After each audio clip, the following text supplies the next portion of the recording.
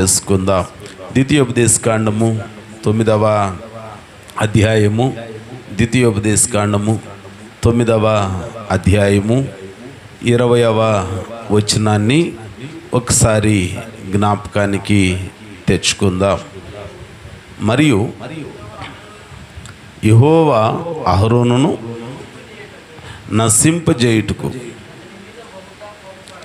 అతని మీద బహుగా కోపపడగా, నేను అహరోనుకై అప్పుడే బ్రతిమాలుకొంటిని. చిన్న ప్రార్థన చేసుకుందాం, అందరం ప్రార్థనలో ఏకీభవించుదాం. పరిశుద్ధుడా, ప్రేమ కలిగిన మా తండ్రి, జాలి కలిగిన మహోన్నతుడా, మీకు వందనాలు స్తుతులు చెల్లిస్తూ ఉన్నాం.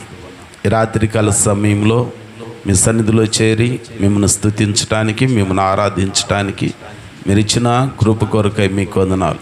చేరి వచ్చిన బిడ్డలను దీవించండి, కుటుంబాలను దీవించండి.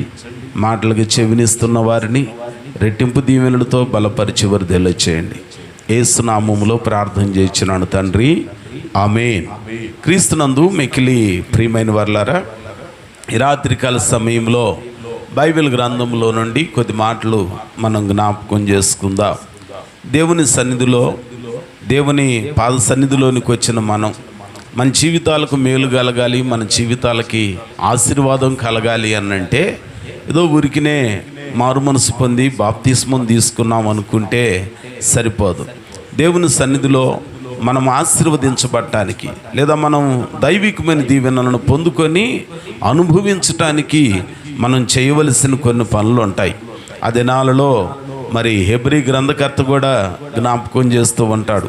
అనేక మంది మారు మనసు పొందామన్నారు, బాప్తిస్మం పొందామన్నారు, కానీ కొద్ది కాలం బాగానే ఉండి తరువాత వారు భక్తి జీవితంలో కాస్త వెనకడినట్లుగా మన గ్రంథంలో జ్ఞాపకం చేస్తూ ఉంటాడు.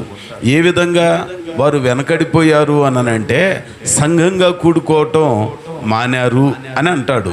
అందుకనే హెబ్రీయులకు రాసిన పత్రిక 10వ అధ్యాయములో మనం జ్ఞాపకం చేసుకుంటే 24-25 వచనాలలో అంటాడు, ఇదిగో కొందరు మానుకొనుచున్నట్టుగా సంఘముగా కూడుట మీరు మానక ఒకరినొకడు హెచ్చరించుచు ఆ దినము సమీపించుట మీరు చూచిన కొలది మరి ఎక్కువగా అలాగును చేయుచు ప్రేమ చూపుటకు సత్కార్యములు చేయుటకును ఒకరినొకడు పురికొల్పవలనని ఆలోచింతుమానంటాడు. అంటే ఆ దినాల్లో చాలామంది మారు మనసు పొంది బాప్తిస్మం పొందిన తొలి దినాలలో బాగానే ఉన్నారట, కానీ కొద్ది కాలం పోయిన తర్వాత రాకడ ఉన్నదన్నాడు, మరలా ప్రభు వస్తామన్నారు, కానీ ఆయన రాలేదుగా, వెళ్ళిపోయి చాలా కాలం అయిపోయిందిగా.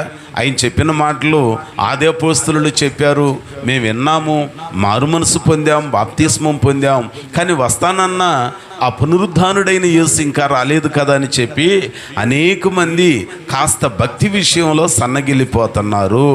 వాగ్దానం కాస్త ఆలస్యం అయ్యేసరికే ఆ వాగ్దానం నెరవేరట్లేదని కాస్త వెనకడిపోతుంటే దేవుని సేవకుడు అలా జ్ఞాపకం చేస్తూ అంటున్నాడు, ఇదిగో మీకు మేలు కలగాలనంటే, మీకు దీవెన కలగాలి అనంటే రాకడ గుర్తులన్నీ నెరవేరుతున్నాయి. వస్తానని చెప్పిన ఆయన తప్పకుండా వస్తాడు, ఆ గుర్తులన్నీ నెరవేరుతున్నాయి కనుక ఆ దినము సమీపించే కొలది మరి ఎక్కువగా మీరు సంఘముగా కూడుకోవాలి అని అంటాడు. కూడుకున్న తర్వాత ఇంకేం చేయాలి? దేవుని పిల్లలమైన మనమేండి ప్రభు సన్నిధిలోనికి వచ్చి ప్రార్థన చేయాలి, అలాగనే ఇతరుల కొరకు విజ్ఞాపన చేసేవారిగా ఉండాలి. పరిశుద్ధ గ్రంథంలో మనం జ్ఞాపకం చేసుకుంటే ఈ రీతిగా శనివారం కూడుకొని మనం విజ్ఞాపన కూడికని ఎందుకు అంటామనంటే, ఇతరులు ఆపదలలో నుంచి తప్పించబడటానికి సంఘములోనికి వచ్చిన నీవు, మేలు పొందుకొని నీవు ప్రార్థన చేసే పరిస్థితిని కలిగి ఉండాలి. ఇక్కడ జ్ఞాపకం చేసుకుంటే అహరోను పైన, అలాగనే మిగిలిన దేవుని పిల్లల పైన దేవాతి దేవునికి బహుగా కోపం వచ్చింది. ఎందుకు కోపం వచ్చింది అనంటే, దేవుని సేవకుడు ఆ మోషే భక్తుడు 40 రాత్రులు 40 పగళ్ళు సినాయి కొండపైన దేవునితో గడుపుతూ ఉంటే వీళ్ళు చేసిన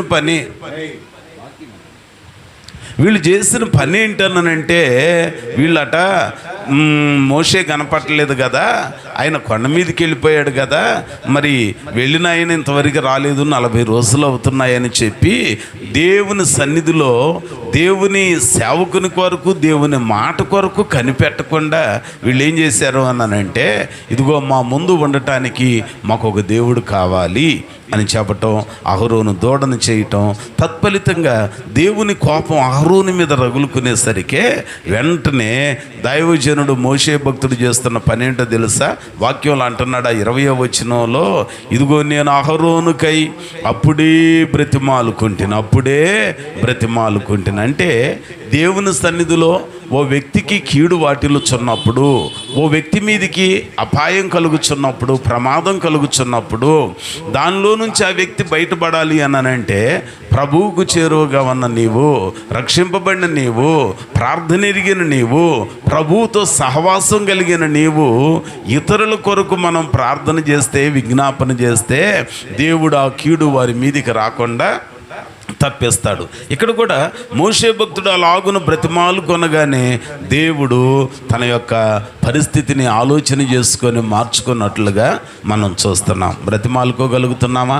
దేవుని పాద సన్నిధిలోనికి వచ్చిన మనం ఇతరుల నాశనమునకు మూలంగా అనేక అలవాట్లు ఉన్నాయి, వాటితో వారు నాశనం కాకుండా, దేవుని కోపోద్రేకానికి వారు లోను కాకుండా వారు తప్పించబడాలనంటే కీడులలో నుంచి నీకు తెలిసిన వారు, నీ స్నేహితులు కావచ్చు, నీ ఇంటివారు కావచ్చు, నీకు పరిచయం ఉన్న వాళ్ళు ఎవరైనా కావచ్చు, వారికి ఉన్న కీడులలో ఆపదలలో నుంచి దేవుడు వారిని విడిపించి తప్పించి వారికి మేలు కలుగు చేయాలి అనంటే దేవుని పిల్లలుగా కూర్చున్న నీవు నేను విజ్ఞాపన చేసేటట్లుగా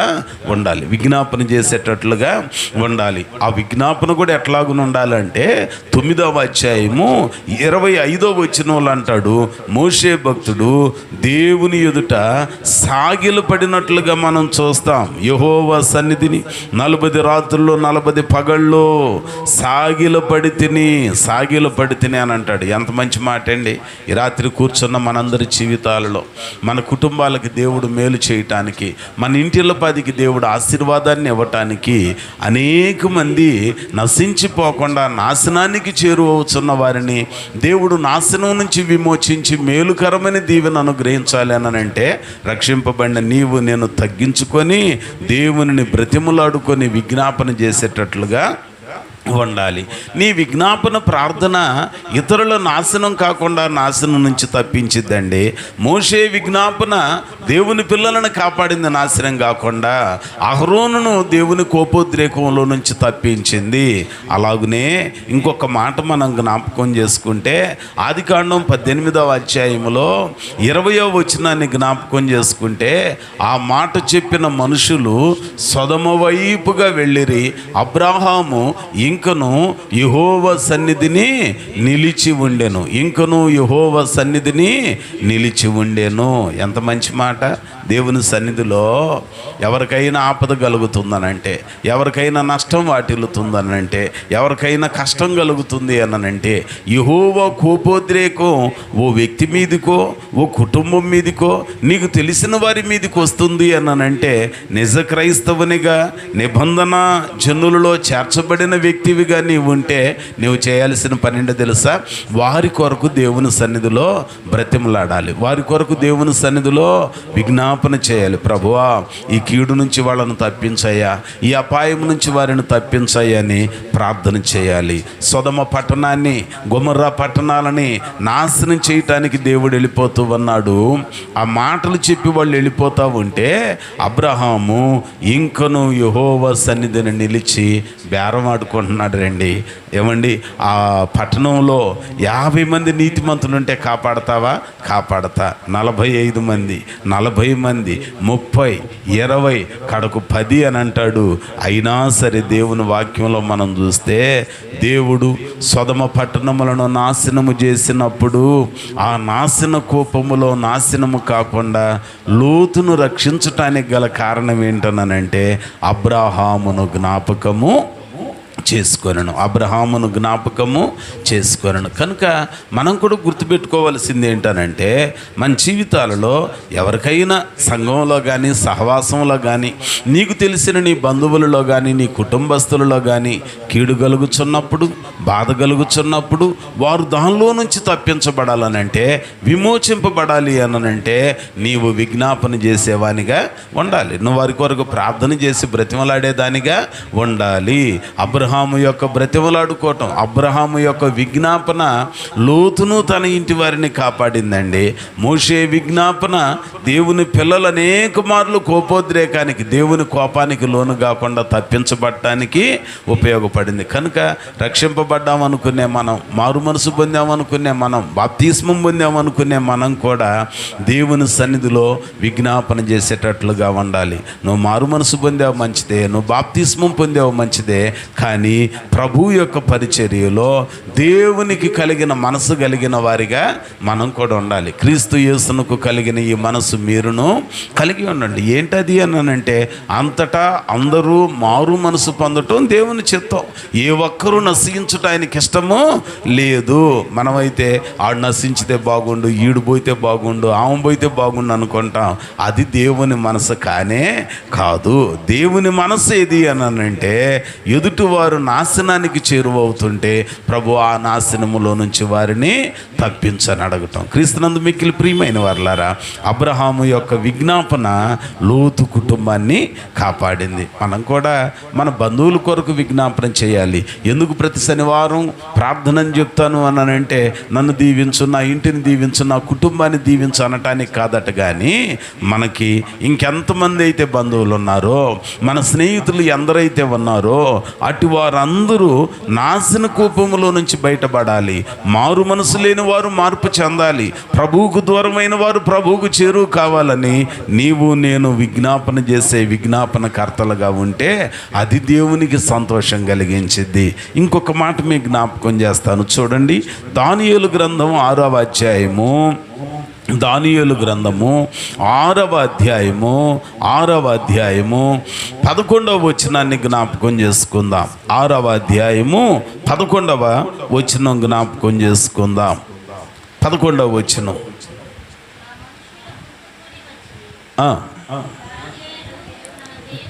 ఆ మనుషులు గుంపుగూడి వచ్చి దానియేలు తన దేవునికి ప్రార్థన చేయుటయు ఆయనను బ్రతిమాలుకొనుటయు చూచి, ఏంటిదంటండి? ప్రార్థన చేయటం, బ్రతిమాలుకోవటం. చూసారా? ప్రార్థనలో బ్రతిమలాడుకునే పరిస్థితి ఉండాలి.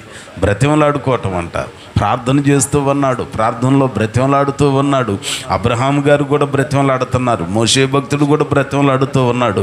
ఇక్కడ దానియేలు కూడా ప్రార్థనలో బ్రతిమలాడుతున్నాడు అంట. అయ్యా, తూర్పు దిక్కునున్న కిటికీని తెరిచి ఆయన అంటున్నాడు, ఆ దిక్కునున్న పితరుల దేశం, ఆ పట్టణం, సుందరమైన పట్టణం యెరూషలేము పట్టణమును చూచి విజ్ఞాపన చేస్తూ ఉన్నాడట. బ్రతిమలాడుకుంటున్నాడు. మరణ శాసనం ఉన్నదని ఎరిగి కూడా, ఇట్టి శాసనం ఉన్నదని ఎరిగి కూడా 30 దినాల వరకు ఏ దేవునికి కానీ ఏ వ్యక్తికి కానీ తన సమస్య చెప్పక, రాజైన ఆ దర్యావేషుకు మాత్రమే చెప్పాలని శాసనం ఉన్నా కూడా, మరణము సమీపించిద్దని ఎరిగి కూడా అట్టి శాసనమును లక్ష్య పెట్టక దేవుని సన్నిధిలో దినమునకు ముమ్మారు ప్రార్థన చేస్తున్నాడు. బ్రతిమలాడుకుంటున్నాడు అంట. ప్రార్థన చేయించు బ్రతిమలాడుకుంటున్నాడు. దేవుని దగ్గరికి వచ్చిన మనం కూడా అలాగును ప్రార్థన చేస్తూ బ్రతిమలాడుకోవటం మొదలు పెడితే దేవుడు మనకి మేలు చేస్తాడు. ప్రార్థనలోనికి వచ్చి మన మీద 2 ముక్కలు ప్రార్థన చేస్తే దేవుడు దీవించటం కాదట. కానీ పదే పదే ఆయనను అడిగే వారికి, తగ్గింపుతో ఆయనని ప్రాధేయపడి బ్రతిమలాడుకునే వారికి ఆ దేవాతి దేవుడు తప్పకుండా మేలు చేస్తూ ఉంటాడు. అందుకని ఆయన లూకాసు వార్త 18వ అధ్యాయంలో ఒక మాట జ్ఞాపకం చేస్తూ ఉపమానం చెప్తాడు. వారు విసుకక నిత్యము ప్రార్థన చేయుచుండవలననుటకు ఆయన వారితో ఈ ఉపమానము చెప్పిన. ఏంటది అనంటే, అక్కడ ఓ న్యాయాధిపతి ఉన్నాడు. అదే ఊరిలో ఓ విధవరాలు ఉన్నది, పేద విధవరాలు. కానీ ఆమెకి ప్రతివాదికి న్యాయం తీర్చమని ఆయన దగ్గరికి వస్తే ఈమె దగ్గర ఏమి లేదు, ఆయన చూచి చూడనట్టు ఊరుకుంటున్నాడు. కానీ 5వ వచనంలో మనం జ్ఞాపకం చేసుకుంటే, ఈ విధవరాలు నన్ను తొందర పెట్టుచున్నది గనక ఆమె మాటి మాటికి వచ్చి గోజాడుకుంటున్నట్లు ఆమెకు న్యాయము తీర్తునని తనలో తాను అనుకొనెను. చూసారా, మాటి మాటికి అంటే బ్రతిమలాడటం, గోజాడటం, పదే పదే అడగటం. ఆ పరిస్థితిని చూచి ఆమెకి న్యాయం చేద్దామని ఆలోచన లేకపోయినా వెంటనే న్యాయం చేయటానికి తీర్మానించుకున్నాడంట. అంచేత కూర్చున్న నీవు నేను కూడా ఈ రాత్రికాల సమయంలో దేవుని సన్నిధిలోనికి వచ్చి ఏదో 4 మాటలని వెళ్ళటం క్రైస్తవ్యం కాదు, 4 మాటలని వెళ్ళటం మనకి దీవెన కాదు. కానీ ఆయన సన్నిధిలోనికి వచ్చిన మనం, స్థిరపడిన నీవు నీ సహోదరులను స్థిరపరచాలి. మార్పు చెందిన నీవు మార్పు లేని వారి కొరకు ప్రార్థన చేయాలి. నువ్వు దేవుని సన్నిధిలోనికి వచ్చావు, నీ ఇంటిలో, నీ బంధువులలో, నీ కుటుంబములలో ఇంకెవరైతే మార్పు లేని వారు ఉన్నారో అట్టి వారి కొరకు మనం ప్రార్థన చేసేవారిగా ఉండాలి. ఆ రీతిగా మనం ప్రార్థన చేస్తే దేవునికి ఇష్టమయ్యి దేవుడు నిన్ను దీవిస్తాడు, దేవుడు నిన్ను ఆశీర్వదించి అభివృద్ధి చేస్తాడు. మోషే భక్తుడు కూడా తిరుగుబాటు చేసిన బిడ్డల కొరకు, అహరోను కొరకు, ఆ సంఘం కొరకు దేవుని సన్నిధిలో విజ్ఞాపన చేశాడు, దేవుని సన్నిధిలో ప్రాధేయపడ్డాడు. అతడు సాగిలపడి బ్రతిమలాడుకున్నాడు, దేవుడు కనికరం చూపించాడు. అబ్రహాము సొదొమ పట్టణంలో ఉన్న లోతు కొరకు ప్రాధేయపడ్డాడు, బ్రతిమలాడుకున్నాడు, దేవుడు కనికరించాడు, ఆయన ప్రార్థనకి జవాబుని ఇచ్చాడు. అట్లాగనే దానియేలు కూడా దినమునకు ముమ్మారు ప్రాధేయపడి బ్రతిమలాడుకుంటూ ప్రార్థన చేస్తూ ఉన్నాడు, దేవుడు ఆయన ప్రార్థనకి జవాబుని ఇచ్చాడు. అంచేత ఈ రాత్రి కూర్చున్న మనందరం ఎందుకు దేవుని సన్నిధిలో ప్రతి శనివారం కూడుకోవాలి? ఎందుకు విజ్ఞాపన ప్రార్థన మనకి అనంటే, ఆయన సన్నిధిలో మనం విజ్ఞాపన చేయటం ద్వారా దేవుడు ఇంకా నశించిపోతున్న వారిని రక్షణ మార్గంలోనికి నడిపేస్తాడు. కాబట్టి కూర్చున్న మనం ఆ రీతిగా దేవుని సన్నిధిలో విజ్ఞాపన గడపటానికి ప్రభు మాటలు మనకి సహాయం చేయునుగాక. దేవుడి మాటలు మన వినికిల్లో ఫలింప చేయునుగాక. ప్రార్థన చేసుకుందాం, అందరం కూడా ప్రార్థనలో ఏకీభవించుదాం. ప్రార్థన. స్తోత్రం, స్తోత్రం. పరిశుద్ధుడా మీకు వందనాలు.